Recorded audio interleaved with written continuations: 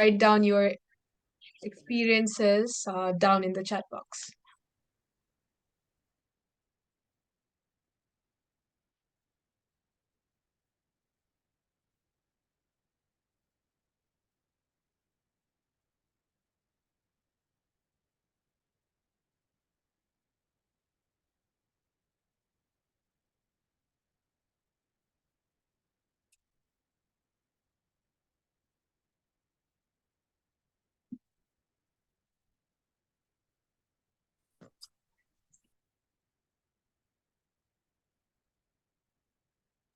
Okay, I can see some messages coming in already.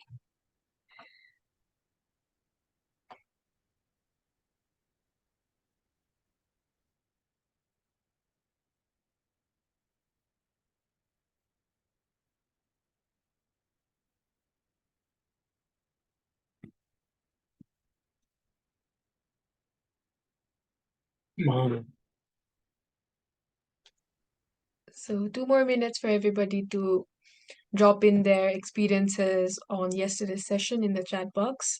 Then we'll start to formally begin the session for today.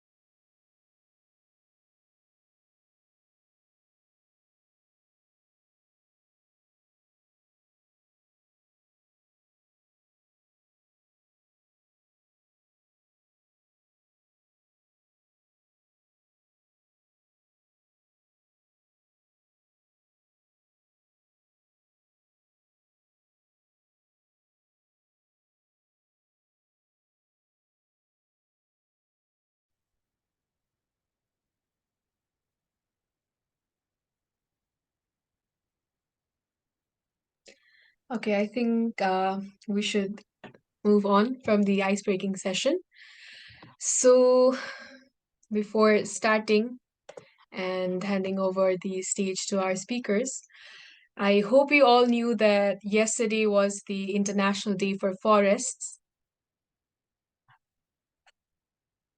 So one of the outcomes of the 2012 United Nations General Assembly was the designation of March 21st as the International Day of Forests. And this day serves as a moment for reflection on the significance of forests. And annually, a theme for the day is selected by the Collaborative Forestry Partnership, with forest and innovation being the focus for 2024. The International Forestry Students Association, IFSA, one of the largest global associations for forestry students, is excited to participate in efforts to highlight the critical role of forests. And this year, we are engaging in these efforts through our campaign and by sharing and gaining knowledge via our spring course and webinar series. We are delighted to have you join us, and we look forward to exploring today's theme together. So, before we dive deep into today's discussions, just a couple of housekeeping notes to everybody.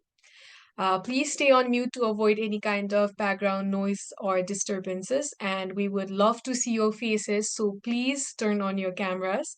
And please don't hesitate to drop your questions in the chat, or even save them for the question and answer round later on. So, now let's get our cameras ready for a quick photo, everyone.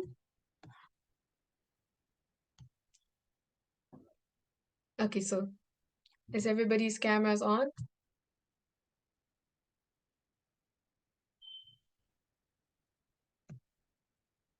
Okay. So quick photo. Strike a pose, everyone.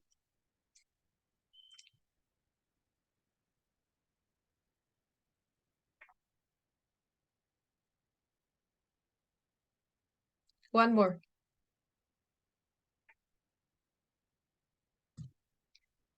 We're done with the pictures, right?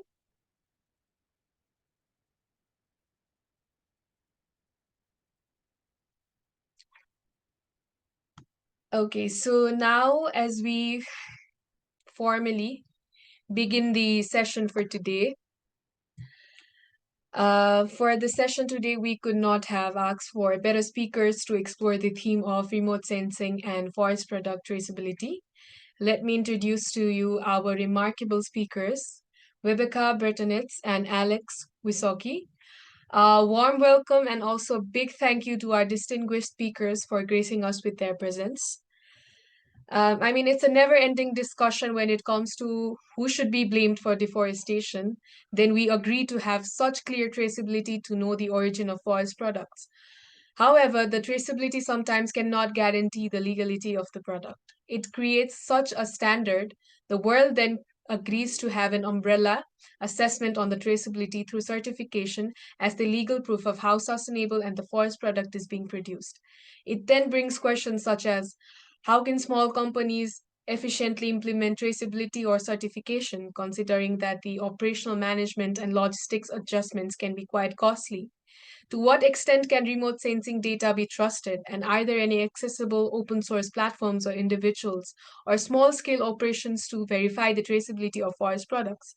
How effectively can traceability, when legally validated through certification, contribute to reducing deforestation? And how traceability can be aligned with the diverse characteristics of local communities? Well, our questions will be answered while we embark on today's journey with our speakers for the session, exploring how remote sensing and traceability can pave the way for sustainable forestry and beyond. So, our first speaker for today's session is Vibeka Betonitz. Vibeka is not just a mastermind in geoinformatics, but a true enthusiast for environmental sustainability. Her work in using remote sensing to assess disturbances in beech forests is just groundbreaking. Webka, your journey from the University of Zurich to Friedrichskeller University and your roles in EGEA truly show your passion for geography and environmental causes. We are thrilled to have you with us, and the floor is all yours. Thank you, Amina, for this introduction. I will share my screen briefly and put on the presentation that I prepared. So, first of all, really warm welcome. My perspective comes from IGEA, which is short for the European Geography Association, and I will quickly elaborate on this in a few minutes. I don't have to introduce myself again, but if some of you want to notice my contact information. So I was invited more in the broader scope of just telling about the remote sensing perspective that we have in geography, as it is quite a broad field in geography itself, and give some insights into what kind of remote sensing maybe approaches that we did already in our research as geographers in our association. So in this presentation, I'm exploring the diverse applications of remote sensing a little bit, focusing on how these technologies help us monitor forest health resources and assess environmental changes. So it kind of broadens the lens, but I'll help you stick with me because IGEA is quite fun. So then we can go into what IGEA is actually. So it stands for the European Geography Association. It's an organization for students and young geographers. It was founded in 1987 by students from the universities of Utrecht, Warsaw, and Barcelona. And IGEA has evolved into a network that spans across Europe and beyond, quite diverse community of individuals which are passionate about geography in general. Originating from the desire to foster stronger connections and the exchanges between geography students, IGEA has grown significantly over the decades. It's currently a network uniting approximately 5,000 geography students and young geographers from 78 cities and 26 countries across Europe, if I'm not mistaken. And our structure is quite decentralized, with entities based in universities across Europe, which allows us to stay rooted in the academic and social realities of our diverse membership, while still fostering a sense of community and belonging. And today we stand as a testament to the power of academic and cultural collaboration in the field of EGEA. And what are we actually doing? So we organize scientific symposia and conferences. Through this organizing events, where members can present their research, learn from experts, and engage in scientific discourse. We have exchanges that we do, which is just more of a short-term academic and cultural exchange among our entities, offering our members the opportunity to experience geography in different European contexts. We do a lot of workshops and trainings, not only on our conferences, but also online. We provide skill development opportunities in areas such as GIS and remote sensing, but also field research methods from the physical geography part, but also academic writing and so on. And we do have a bunch of other things to talk about in our association. So, but when it comes to remote sensing of ecosystems, it kind of tracks back into the early 20th century, although its roots deepen with the advent of aerial photography during World War I, actually. It was used to recognize and map the enemy's territories, but after the war or post-war, the potential for peacetime applications became evident. And so in the 1920s and 30s, it began that aerial photography was used for mapping forests, assessing tree species, disturbances, and especially estimating forest areas and timber volume. So the rationale behind adopting remote sensing in forestry was driven by the need for comprehensive, accurate, and timely information about forest resources.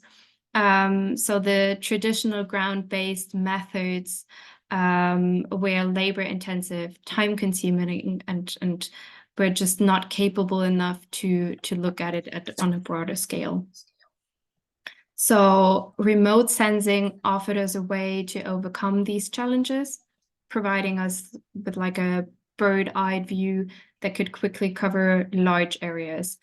So if we look at the sensors more in detail, because we actually, as geographers, work with quite all of them, we usually put them into 4 different categories. We could also talk about 5 different categories, but first would be the imaging one, which is like 2-dimensional imaging of the Earth, a drone, airplane, satellite.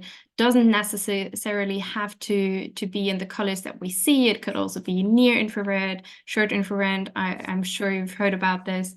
And also what goes into this, and could also be a different category, is photogrammetry, which is just the 3-dimensional reconstruction of 2-dimensional images, which can track back even in really old historical photographs.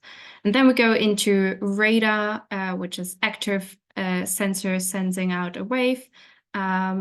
This is really useful for carbon modeling, disturbance, and deforestation detection, especially for fire marks. And then going into hyperspectral, which is not quite similar to the imaging that we would argue, just because we are able to capture up to 1,000 wavelengths of light, and not just 3, maybe 4 or 5, if we look at Landsat or Sentinel with a little bit more bands. But then in the end, we have LiDAR. Well, Elon Musk would probably say LiDAR is lame. That might be true for his cars. But as geographers, we would probably argue that LiDAR is like the holy grail of forest remote sensing, because it's so accurate. It's really high resolution, usually detected with drones or airplanes. It's also an active sensor, measuring distance and point clouds, and it's the only sensor which is really good for vertical structure of forests, and carbon flux modeling, and also forest inventories. But it also goes into being quite expensive. Again, looking at the scales, we have the spaceborne, we have ground-based still that we use as ground truth data. We have the airborne, and then we also have the drones, and which you see, as the UAVs. So when it comes to the challenges, a geographical perspective emphasizes the importance of scaling.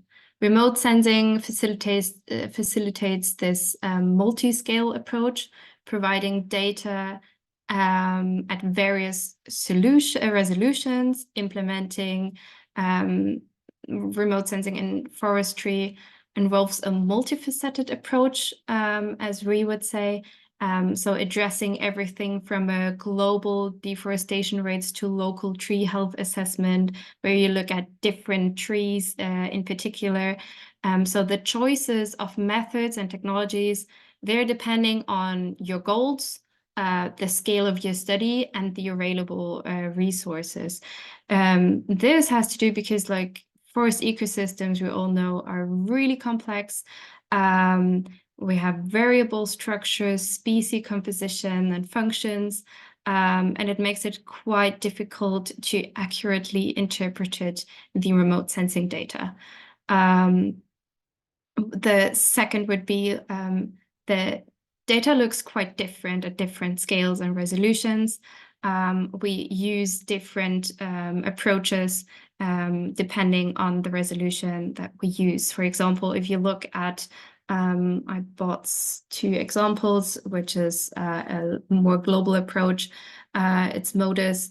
So it's quite easy. If you have a pixel, you have like 100 meters resolution. You know what the actually what the color of the pixel says about a huge group of trees. But in a high resolution, you have to take into account object-based methods, because you're looking at different trees. You have problems of shattering, and so on. So this is also a huge issue. Then again, we have the temporal resolution constraints, and so on.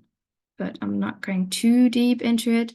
So if we are looking at the applications, remote sensing technology has, of course, revolutionized the approach to managing and understanding our forest ecosystems. And it offers us a lot of different tools to accurately and timely monitor forest health structure changes. One of the primary applications of remote sensing in forests that we actually do have early in our studies, if we study remote sensing as geographers, is mapping and inventorying. It not only helps in identifying the extent and the type of forests, but also plays a crucial role in biodiversity conservation by mapping habitat types and assessing changes over time.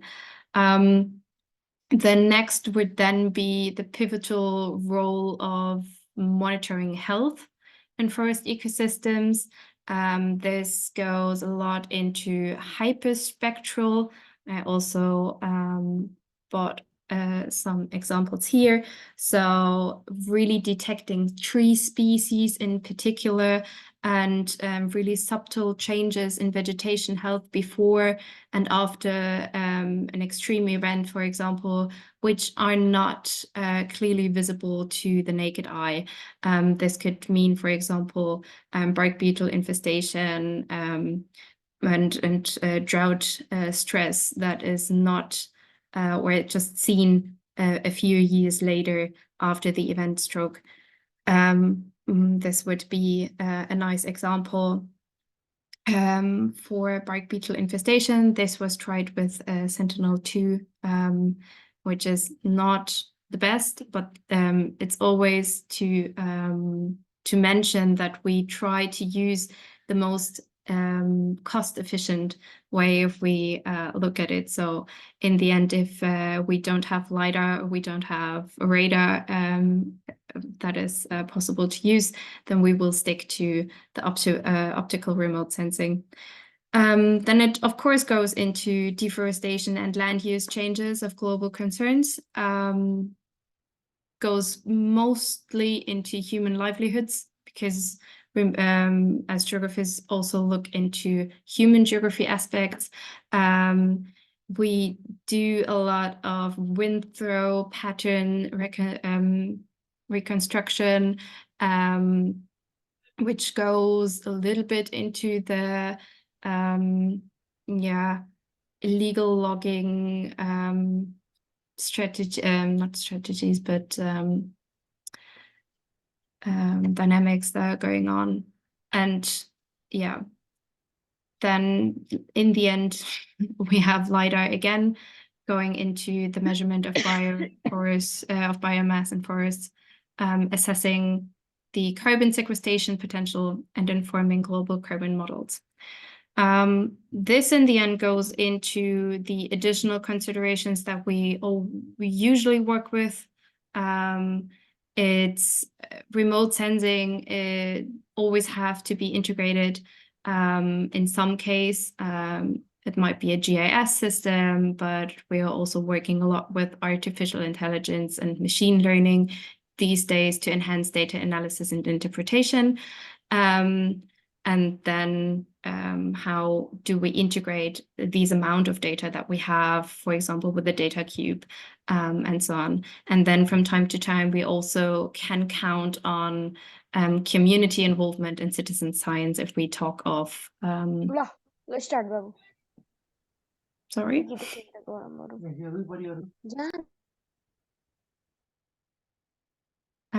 Okay, so what is the geography's perspective here? So on the use of remote sensing, as I mentioned before, the perspective is deeply rooted in the spatial nature of geography. It's focused on location, place, and human environment interactions and the spatial patterns. We utilize remote sensing for detailed mapping, structure and change over time. We use it for ongoing monitoring of environmental conditions. And we also use it for particular interests in interactions between human activities and forest environments. This goes a lot into urban expansion, agriculture, and a lot into climate change impacts. So what do we do in IGEA when we tackle this? First of all, it's promoting education and awareness. We facilitate educational programs, workshops, and conferences that focus on the importance of a topic. It's not only forests, but in some cases it is, and the potential of the technologies that we have in remote sensing. We foster research and collaboration. So we encourage the collaboration among students and young professionals through our network, promoting interdisciplinary research, which is one of our key points that we have, and facilitate connections also into the working field. And the third would be supporting innovations, skills development. So if companies offer trainings or whatever, we would then offer them to our members, make them accessible, let them work with different technologies, invite, for example, Esri with a new workshop. So our members can develop the necessary skills in remote sensing. So I quickly will talk about two initiatives that we had in the recent years. One was an initiative which was our theme year that we had in 2021, which was Trees in Need. These initiatives of like theme years is first of all to raise awareness of a current issue. In this case, it was forests. We worked together with the IFSA. We did some e-lectures together and also e-workshops. But the overall huge concept was a little bit narrow due to COVID. But in the end, we were still able to organize debates online with experts and advocate for local activities with a focus on education about forest ecosystems and then, also a little bit of remote sensing in that case. But that, first of all, was just raising awareness. But to show you a little bit how we work and how we put our interdisciplinary approach also in our remote sensing workshops is a good example is our scientific conference that we had in November 2023. The topic was forest under pressure. Usually we have these conferences once or twice a year. And at that conference, we had different workshops. I will quickly elaborate on the concept itself. So I bought for you the program that we had. So it's a lot of workshop parts, but in between there is a lot of time also for poster presentation, research that the participants did, debates, also trainings for soft skills, for example, talking at a conference. And the particular workshop that I wanted to showcase for our interdisciplinary approach is the environmental modeling. And for that, we invited Franziska Kübsch, Anne Klosterhalfen, and David Montero from the universities of Göttingen and the University of Leipzig. They are part of the Digital Forest Project, which is a project that aims to develop a new measurement concept, leveraging the latest advancements in addressing drought responses and also CO2 sequestration in this case. And they already work with an interdisciplinary approach. What we looked at during this workshop was, first of all, getting people that are not familiar with remote sensing at all, the hard skills of how do we work with remote sensing in general. This is Sentinel-2 retrieved, NDVI and, NDVI and SIRE, so chlorophyll index red edge. That was calculated in the region of the Hainich National Park, where we also had our conference. The aim that they looked at was exploiting the memory of remote sensing signals and see if it improves the GPP estimation in forests. And therefore, they worked a lot with deep learning.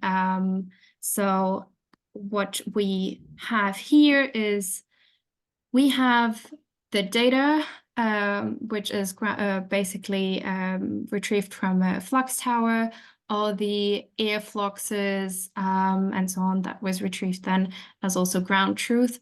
And then compared to a lot of different remote sensing sensors, you can see at the bottom, for example, the LST, which was retrieved by Landsat 8. We have the surface water index from Sentinel-2 retrieved. We have the backscatter from Sentinel-1. There were also a little bit of MODIS data involved. And in the end, it just tries to, with a random forest model, tries to like prove that if we use different channels, different different sensors, that we can actually get a better accuracy considering the temporal dependencies of these sensors.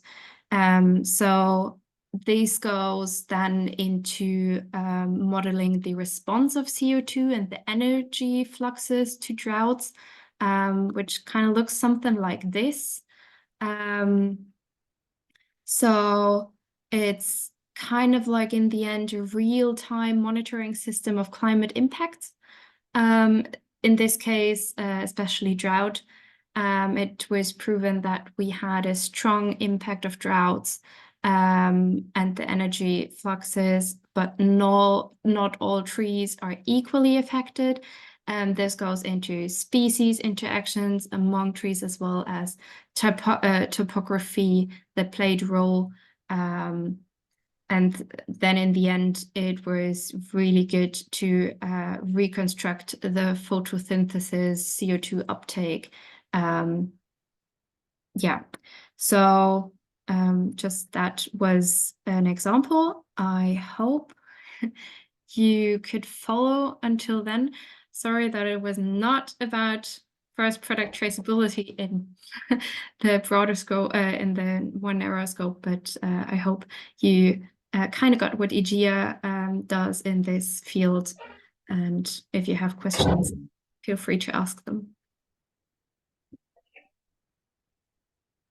If you guys have any questions, please feel free to drop them in the chat box.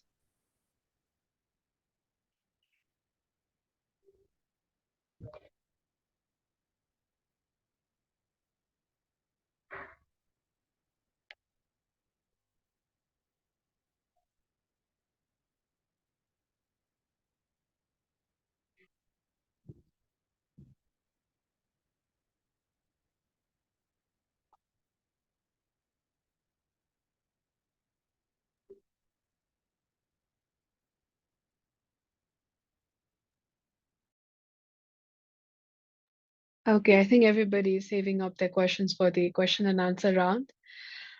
Thank you so much for sharing your insights, and it was lovely to have you.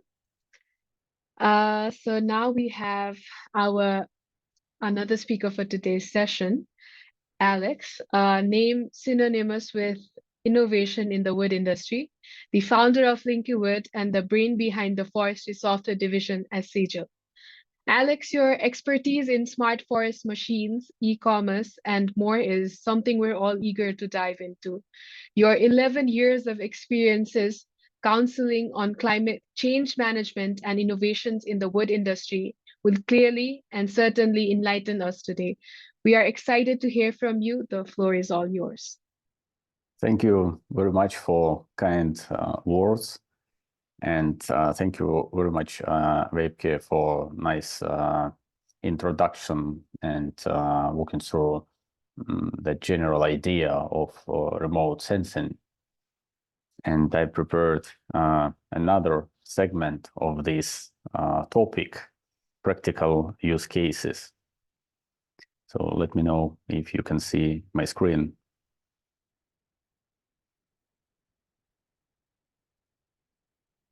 Can you see it? Yes, it's visible. Okay.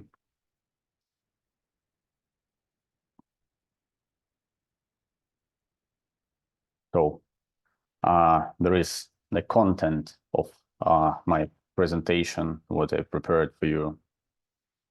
And it's important to understand not only what we are talking about, but how we are going to recognize the topic and key elements of remote sensing, traceability, and other smart technologies. So I will start from introduction for you to understand not just the structure of my projects, but the logic, how we're shaping the forestry and other wood-related industries. So first of all, my general project, Linky Wood. So it's some kind of an ecosystem which includes a network of individuals and number of companies. You can find easily on social media, Linky Wood.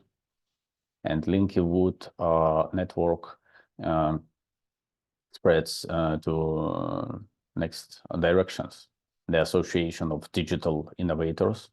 That's the association with 10 members from different countries, and all these companies, they're digital companies from Sweden, Finland, Germany, even Australia, Brazil, the United States, and we have different workshops. We are brainstorming what technologies might be relevant nowadays, in the future, how to improve the industry, how to deliver solutions, how to collaborate with best talents in the world in these areas. That's what we are doing. And the next logical part of the network and the association is a Linky Wood conference. A year ago, we started to talk about digital technologies, not, like digital technologies like something unmeasurable. We're talking about practical cases, very specific solutions. And it was the first conference online, and I saw that many companies, they provided us nice feedbacks, very positive, and they want us to continue this project conference. And in cooperation with IFSA, I think this year we also should continue this cooperation and provide some exclusive tickets and access to forestry students. It's very important. Could you please mute?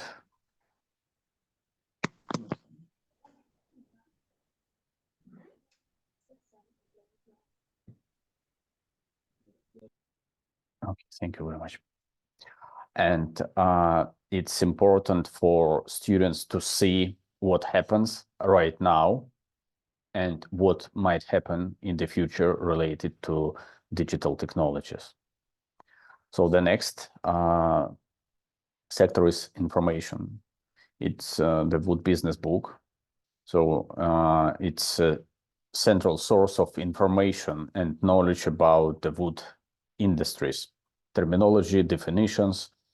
And this book every year will be improved with materials about companies, about key events. And if you want to get the first edition of this book, you can find my email after the presentation. Just drop me a message that you want to get this book that's for free, and I will send you the link to get it.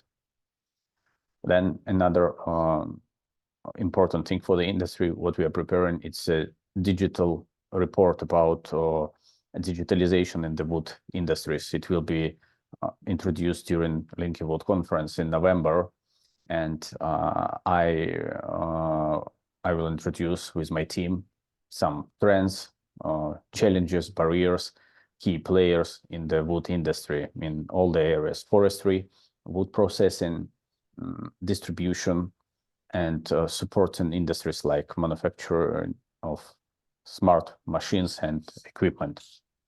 So the next thing what we do, it's about practical cases. It's a wood division where we provide box solutions for wood companies. We do customizations for them if they want to implement something, but it needs some adjustments. And we do integrations when company, they know what do they want to implement, or for vendors of different hardware solutions, they want to integrate with customers, but they're not able to do it. We can do it, definitely. That's our ecosystem. And then I want to introduce a general idea of innovations. What does it mean, innovations? And how to identify categories. So on this slide, you can see that includes 6 segments. And innovations, when we are talking about innovations in the forestry, we must remember that it's a part of Industry 4.0. It's about digital transformation of the industry. It's a new era, and you can read more if you Google Industry 4.0 to understand key elements, stakeholders, and practical use cases, even not in the forestry, but in other industries like agricultural, construction, or whatever. And all these segments, we call them innovations. And of course, we know a lot about simple solutions, and it's easy to see them, identify the vendors. But what's important to understand what's the reason to use these solutions. And the reason is digitalization. What does it mean? Digitalization, it's about data. All these solutions, they produce data, and they must be consumed somehow, consumed by individuals or, of course, first of all, companies, organizations. So that's what you should understand about innovations and kind of innovations. So automation and robotics, that's pretty clear. Data analytics, it's about smart or semi-smart or generic software solutions for decision-making, for business intelligence, digital twins for the forestry, for other operations. That's extremely important to understand that digital twins, they're essentially important for the forestry, even for simulating and simulating different cases. Of course, when it's something like trees inventory, it can be pretty safe to simulate the process. But when it's related with harvesting operations or something physical, sometimes it might be dangerous, and or even to train people, it makes sense to implement digital twins. And in the future, all the companies are probably some organizations, they will get digital twins.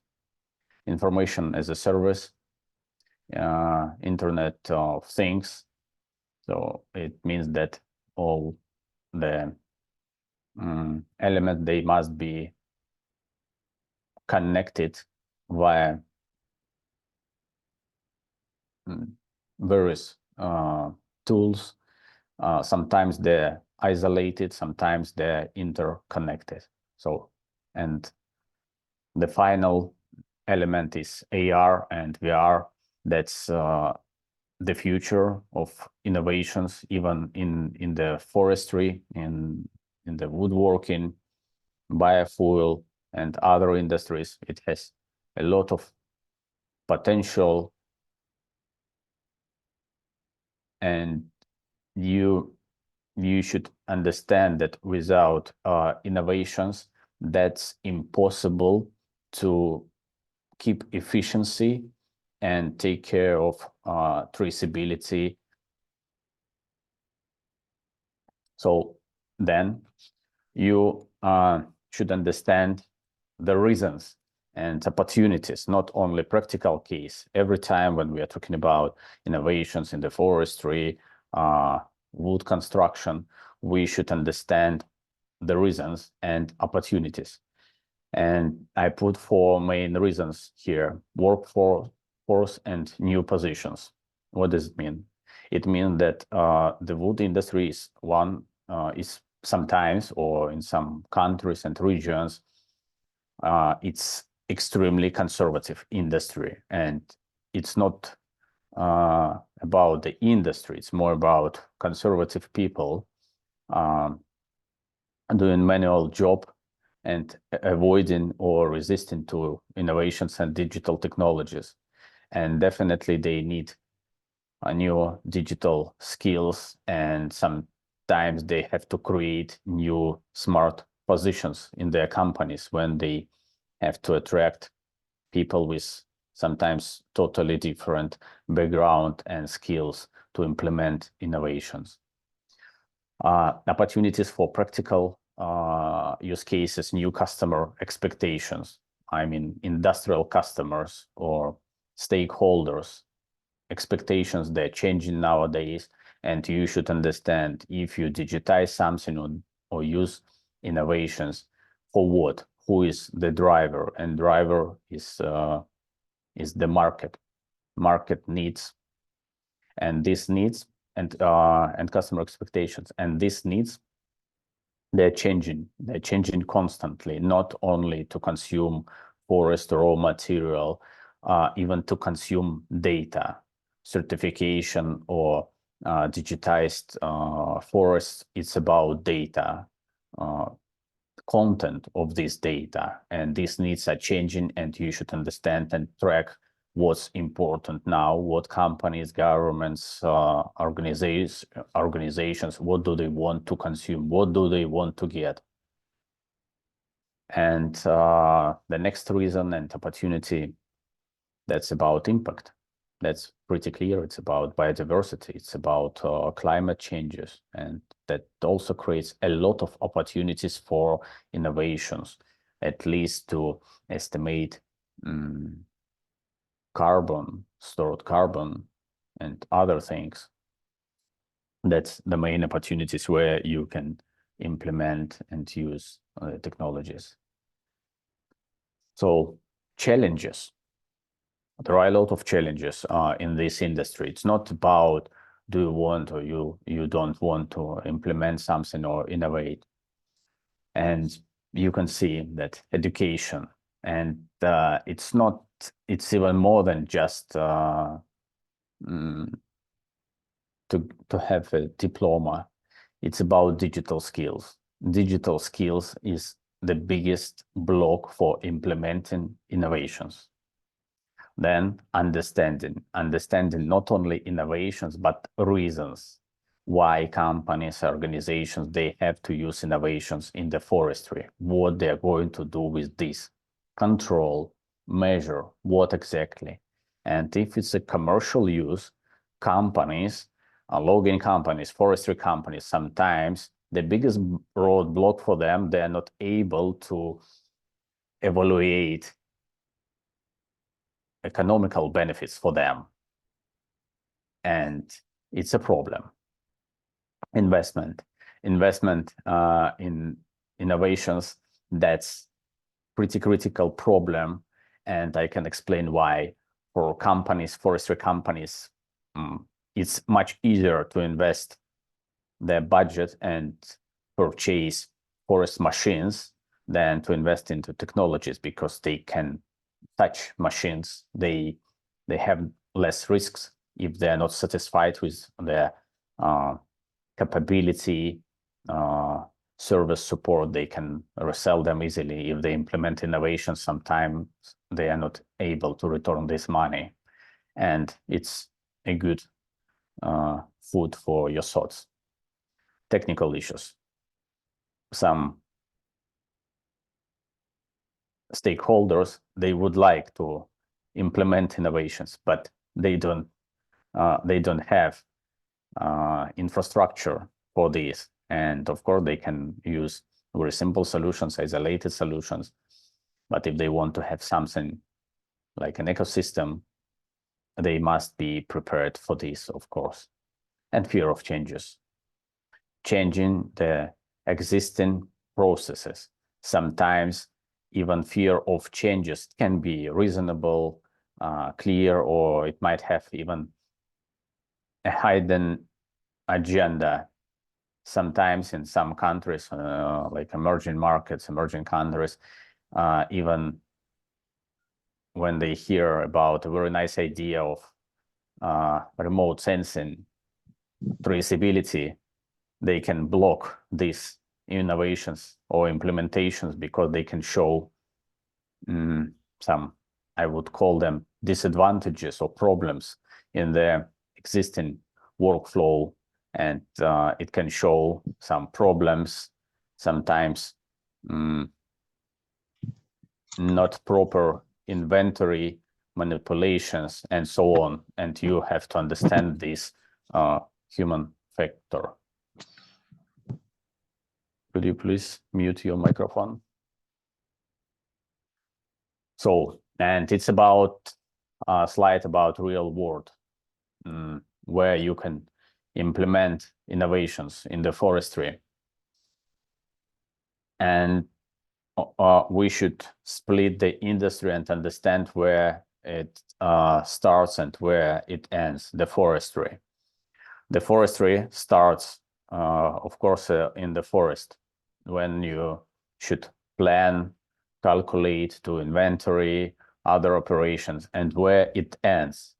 We should remember about this, and it ends where is even not, sometimes it can be industrial consumption or individual consumption of final wood-based products, printed paper, wooden houses, or other kind of products. And you can use applications and innovations in equipment. It's very simple, from automated forest and wood processing machinery to predictive maintenance systems. And there is a lot of potential for implementing innovations. Internet of Things, real-time monitoring of machinery or standing trees. Because what companies and organizations, what do they need? Sometimes they are able to get this data, but it might have a time lag, and they need to understand or see what happens right now. Maybe it can be late for them to get information what happened 1 month ago or 1 year ago, and real-time monitoring and data flow, real-time data flow, it's very important. So big data analysis, it's a potential where you can, what kind of data you can collect when you do standing trees inventory, for example, tree species, quality, volume, and sometimes it's not enough anymore. You have to know that it makes sense even to predict. You can use standard formulas to build these predictive models, or you can implement, and that's my opinion, you can implement AI, and in the future it will happen, and I'm pretty sure that some company, they are working on this, implement AI models to predict, for example, maximum profitability when they have to cut the trees, or what they should do. And that's very important for decision making and strategical and tactical actions when you are managing forests. So smart wood-based products, that's another area for innovations and application. And the most important reason, of course, for commercial companies and organizations, optimizing value chain. There are 2 points. First of all, cut the expenses and add extra margin. And AI, of course, can help here a lot. And that's what we see right now in the industry. We receive requests. Sometimes companies, they don't understand what they can improve or optimize, but they ask us okay, what and where it's possible, even for the future, when they build strategies for the future. And I think for students and for forestry companies, for the others, it's important to understand if they want to optimize, that's not just enough to implement or click on this button, okay, start optimizing right now.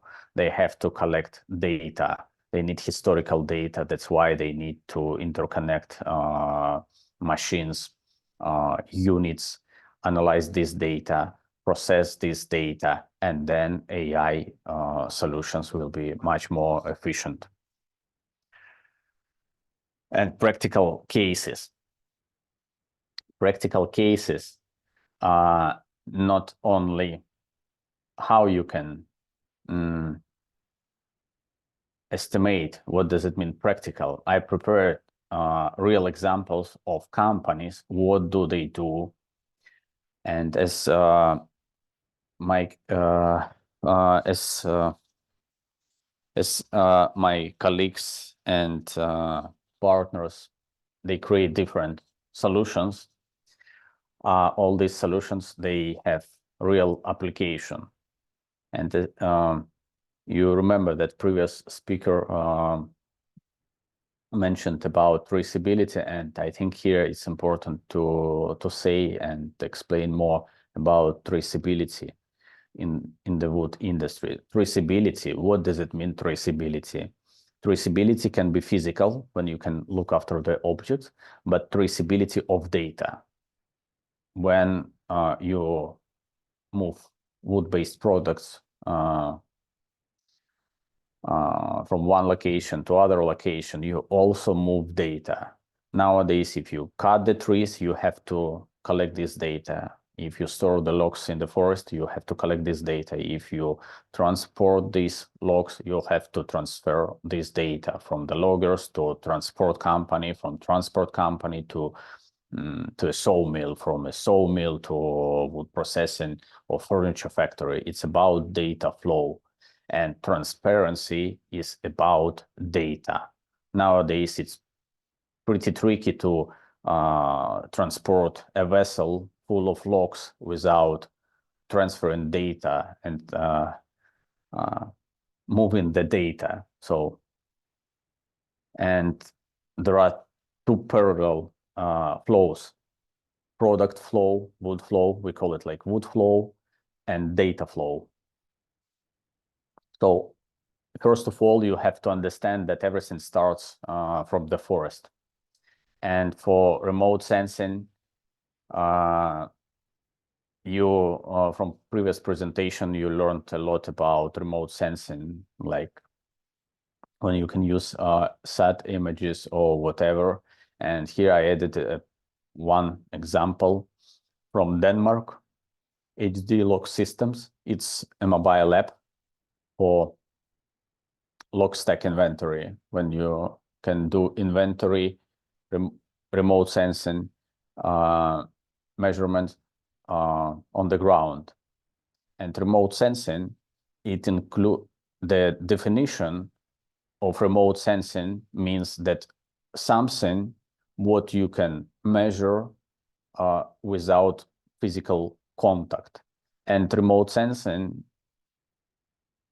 in my opinion, sometimes it's pretty limited during the conferences or various conversations. It's about the forest, but remote sensing, it's for full supply chain, when you can use LiDARs, 3D scanners, even at a sawmill. And the first example, you can watch this video after the session on YouTube, that how it works. It's a mobile app, a very smart mobile app. You just need to install on your iPhone or iPad, and it uses your inbuilt LiDAR and camera. And for 30 seconds, you can make a measurements of a log pile stack and you will get a digital report. It collects data, diameters, number of logs. That's what's very important. And then you create this digital report, and you can consume this data. And how to consume this data? You can do whatever, or you can do nothing. But this data is very important for the whole supply chain. And when you use this data or solution in the forest for traceability and remote sensing, then you should remember about whole supply chain, and for very precise inventory or double check after inventory in the forest. The next company from Italy, Microtech, they supply a hybrid of equipment and software solutions. That's pretty smart equipment for scanning the logs. And you can watch also this amazing and very useful video, and it explains how it works and what kind of data you can collect when you do scanning of logs. And that's very smart, because you can consume this data for your ERP system, and you can predict very precisely what you can get and how to utilize maximum from the log. Probably not 100%, but this system will tell you what you can produce. And when you produce any kind of data, you can process this data independently, or like just read this report, or you can, when it's an enterprise or huge organization, you need digital infrastructure to consume and process data. And for this, definitely you need an ERP system or MRP or other kind of management solutions for business intelligence, for decision making, for analyzing, predicting, tracking data flow and product flow. And also you can learn more from this video. And when you collect all this data, you are able to track what happens, loses some nodes, and when you can even optimize your supply chain and optimize your value chain, then you have to sell your product. And I added the second, number 3, but actually it must be number 4 example. It's a product not from Finland. That's the product from Netherlands.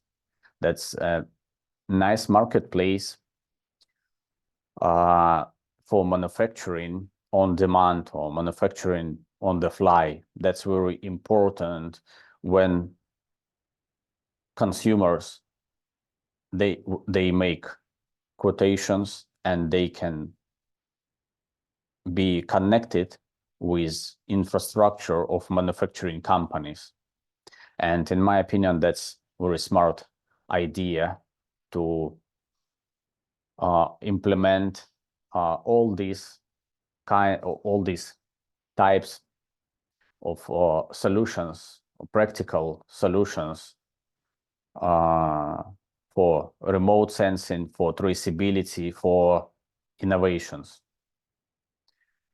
And remote sensing, that's the first step. Then you should do inventory in the forest.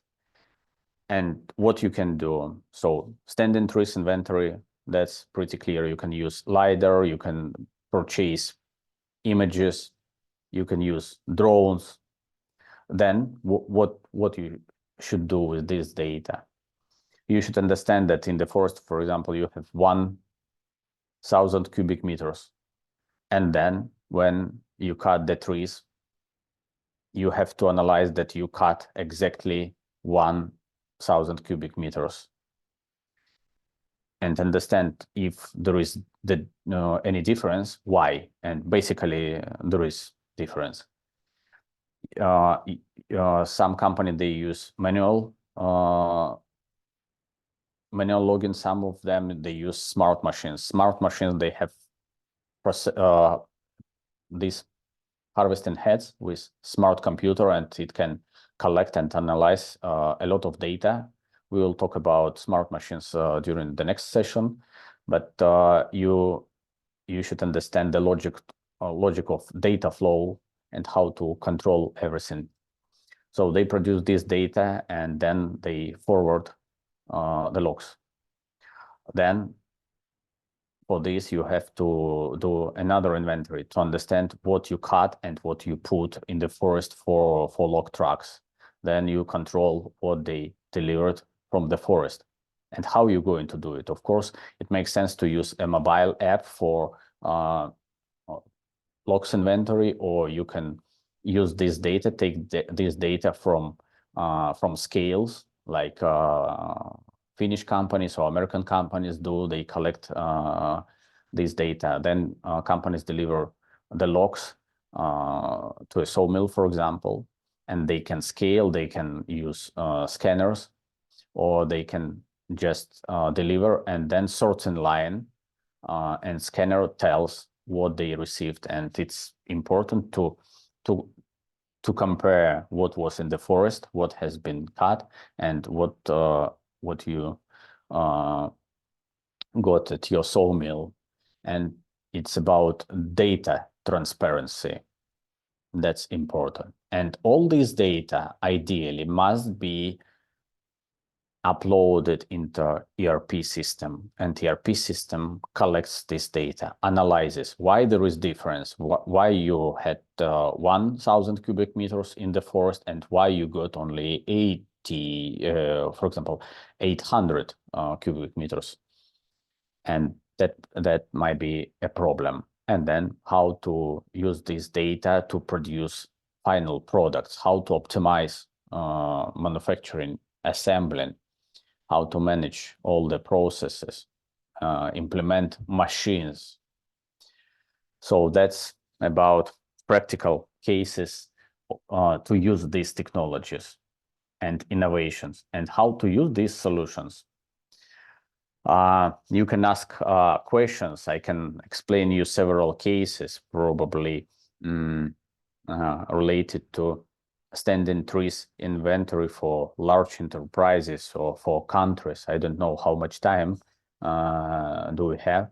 Maybe it makes sense to let you ask questions. And here you can see my email.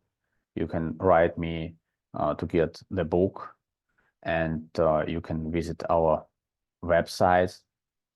And that's our business, consult companies how to implement innovations. And before to implement innovations, it makes sense to consult them. They have to understand what they are going to control, not only physical products, but data about these products. It might be a problem for some companies, data security and privacy, and that's what we are doing. We help them to prepare for digital transformation. So, thank you very much, and feel free to ask questions if we have time. Thank you, Alex, for your insights into the practical applications of innovations in forestry management and product traceability. These are truly inspiring. So now let's open the floor for a question and answer session. Please don't be shy to ask our speakers anything that just sparks your curiosity. Please drop your questions down in the chat box. I think we have a few questions already. So the first question is by Monisha Singh, and she asks, I'm trying to understand land use, land cover patterns, but I'm getting a lot of spectral mixing between agriculture and forests. Is there a workaround for it? Well, I hope I can give an answer to that, which is not too disencouraging. But yes, you do have quite a problem with that because they have quite similar spectral signatures if you're working with medium or coarse resolution imagery. What you could do is use some spectral unmixing approaches. So it's basically looking into more densely. So you look at the pixel, and in the pixel you have the different variations of the signal, which is then categorized, and you get in the end sparses of different signals, and then can distinguish between forest and agriculture a little bit better. These techniques, you have like the linear spectral unmixing and the non-linear spectral unmixing. I would probably always go for the non-linear. In my experience, they worked better, but of course they are also more computational intensive. It all also goes into how much GPU or so you have to actually work with this. Another technique could be going for a multi-temporal approach. So maybe look at more different images, because agricultural changes or agricultural areas change more quickly than forests. So with thresholds, you might be able to distinguish between agricultural pixels and forest pixels then, and set a threshold, and then make it more diverse. Maybe this helps. Thank you. So next question is by Kamran Khan. So he asked, what is the most efficient and updated method for calculating land cover of the forest?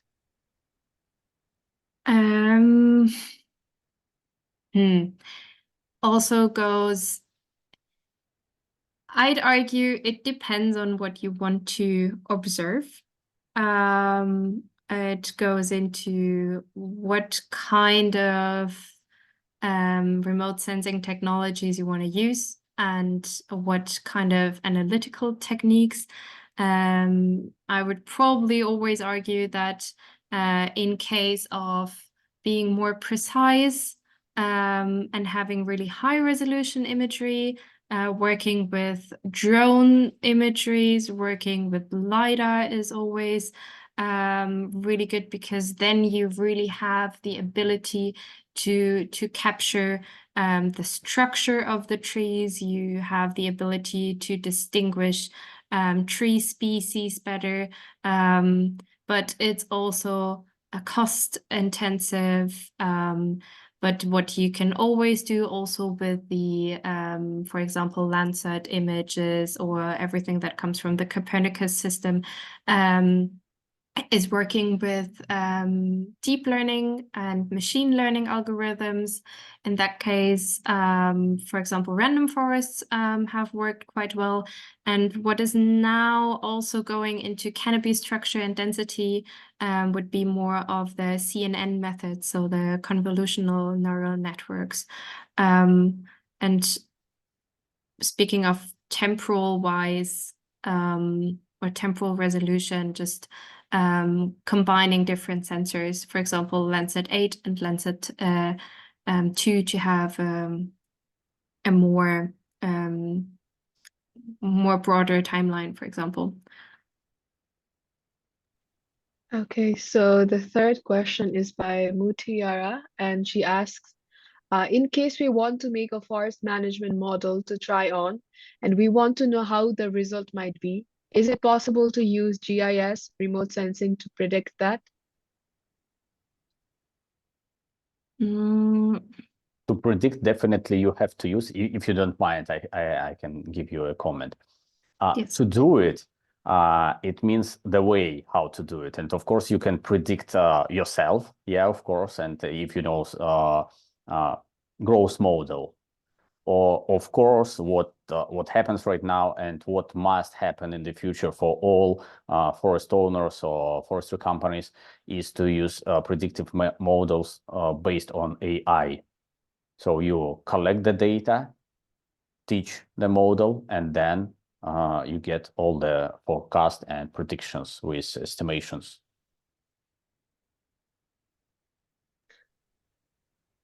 Thank you, speakers. Any more questions, participants?